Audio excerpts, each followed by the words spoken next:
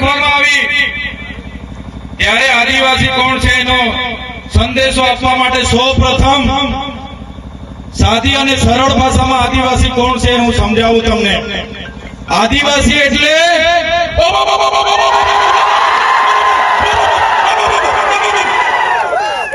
આદિવાસી છે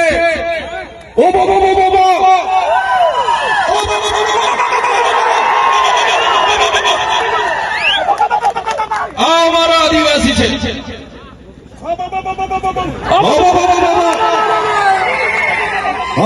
એટલે આપણા દેશમાં આપણું રાજ, આપણા ગામમાં આપણું રાજ. આ ઉભો આદિવાસી સિવાય કોઈની તાકાત નથી કે ઉભો કરી શકે. આદિવાસી કરી શકે, આદિવાસી જ કરી શકે.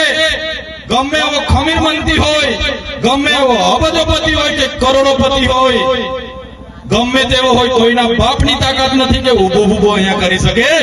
આ વિસ્તારમાં જો કોઈ ઉભો કરી શકે તો અમારો આદિવાસી કરી શકે છે, એનો પાવર છે. આપણા ગામમાં આપણું રાજ, આદિવાસી એનો માલિક છે, મૂળ માલિક છે. હું ચૈતર વસાવા નથી કહેતો. આદિવાસીઓનો ઇતિહાસ કહે છે, દેશની સુપ્રીમ કોર્ટ કહે છે, દેશનું બંધારણ કહે છે, યુનો કહે છે કે આ દુનિયામાં સૌથી પહેલા જો કોઈ આવ્યું હોય તો એ આદિવાસી છે. મૂળ માલિક આ દેશનો આદિવાસી છે, સુપ્રીમ કોર્ટ કહે છે. ત્યારે આજે આદિવાસીઓને આ સરકારોએ મજદૂર બનાવી દીધા છે. આજે દાદાઓએ કીધું અમારી પણ જમીનો છે, અમને પણ પાણી આપો, અમારા બાળકોને પણ શિક્ષણ આપો, અમારા યુવાનોને પણ રોજગાર આપો. પણ આ સરકારો જાણી જોઈને આદિવાસીઓને ભણાવવા નથી માંગતી. અહીંથી પાણી લઈ જાય છે પણ પાણી આપવા નથી માંગતી. આદિવાસીઓને ભેગા થવા નથી દેવા માંગતી. આગળ પાનવડમાં કાર્યક્રમ હતો અને પરવાનગી નહીં આપવામાં આવી. આદિવાસી 5મી અનુસૂચિ વિસ્તારમાં રહી છે. આદિવાસીઓનું સ્વશાસન એમાં લખેલું છે. બંધારણની આર્ટિકલ 241 ક તમે વાંચી લેજો. આદિવાસી વિસ્તારમાં જનજાગૃતિના કાર્યક્રમ માટે કોઈ મામલતદાર, ટીડીઓ કે પોલીસની પરવાનગીની અમને જરૂર નથી ભાઈ. અમે આદિવાસી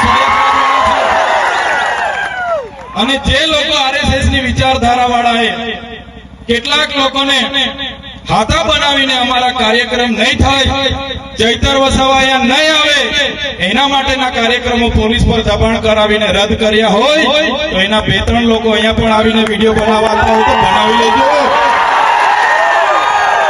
तुमको क्या लगता था नहीं लौटेंगे, तुमको क्या लगता था नहीं लौटेंगे. गलत.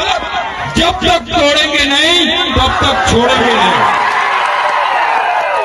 हमको क्या अंडू पांडू गांडू समझ के रखा है क्या? ये आदिवासी है, आदिवासी. यहाँ आदिवासियों का राज चलेगा. અમે કોઈના પર અધિકારોની ભીખ નથી માંગતા.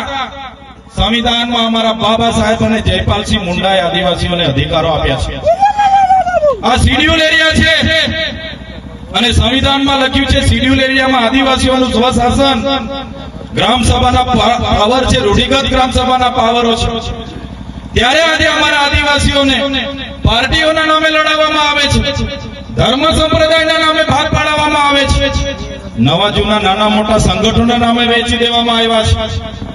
ત્યારે મારા યુવાનોને જાગૃત કરવા માટે અમે આવ્યા છીએ. આજે તમે જોઈ લો, આદિવાસી એટલે કોણ? આદિવાસી એટલે આદિ અનાદિ કાળથી આ પૃથ્વી પર વસનારો આદિવાસી. આદિવાસીઓનો ઇતિહાસ તમે વાંચી લેજો. મોહનજોદડો હડપ્પાની સંસ્કૃતિનો ઇતિહાસ વાંચી લેજો. સિંધુ ખીણની સંસ્કૃતિનો ઇતિહાસ તમે વાંચી લેજો. 9 થી 10,000 વર્ષ પહેલાની એ સંસ્કૃતિ, સભ્યતા એ આપણા આદિવાસી પૂર્વજોની સંસ્કૃતિ હતી. તમે રામાયણ ઉઠાવીને વાંચો, રામાયણમાં સબરી બિલનો ઉલ્લેખ આવે છે, હનુમાનજીનો ઉલ્લેખ આવે છે, નિષાદ રાજાનો ઉલ્લેખ આવે છે. એ આપણા પૂર્વજો હતા, એ આપણા આદિવાસીઓ હતા. મહાભારત ઉઠાવીને વાંચી જોજો. એમાં જે એકલવ્યની વાત આવે છે, જેનો અંગૂઠો દ્રોણાચાર્ય દ્વારા કાપી લેવામાં આવે છે, એ એકલવ્ય આપણા પૂર્વજ હતા. તમે મહારાણા પ્રતાપનો ઇતિહાસ વાંચો. જ્યારે અકબરે મહારાણા પ્રતાપના ચિત્તોડગઢ પર કિલ્લાનો ઘેરાવો કરીને બેઠા હતા, ખુદ મહારાણા પ્રતાપના બાપના પોતાના ભાઈ એમની સાથે નહોતા, ત્યારે પૂંજાબીન કે સેના લઈને એની સાથે ઉભા હતા, એ આપણા આદિવાસી હતા અને આપણા બધાના પૂર્વજો હતા.